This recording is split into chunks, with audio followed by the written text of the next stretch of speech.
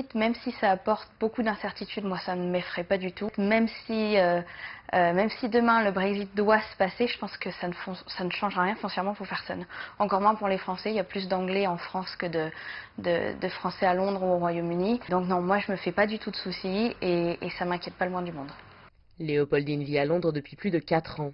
Cette juriste française a d'ores et déjà fait la démarche pour obtenir son statut de résident établi, le Settled Status, qui permettra aux citoyens de l'Union européenne vivant déjà dans le pays d'y rester après le Brexit.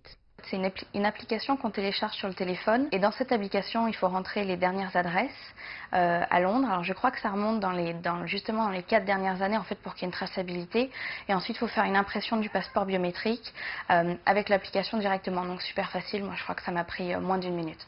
Si Léopoldine n'est pas inquiète pour le futur, son avis est loin d'être partagé par tous les citoyens européens.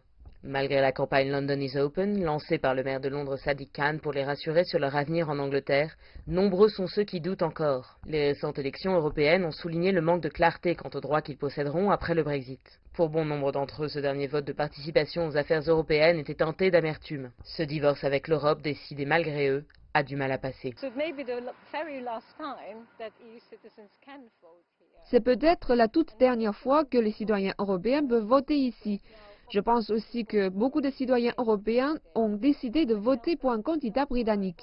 Moi-même, par exemple, j'ai toujours voté pour un candidat néerlandais, mais cette fois, je vote pour un candidat britannique.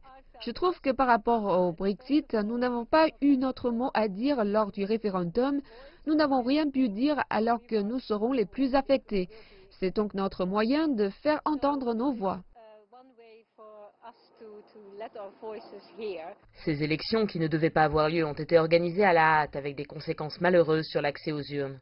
De nombreux citoyens européens n'ont pas pu voter le jour J, n'ayant pas été informés qu'ils devaient confirmer leur intention de vote dans les bureaux britanniques en renvoyant un formulaire aux autorités locales.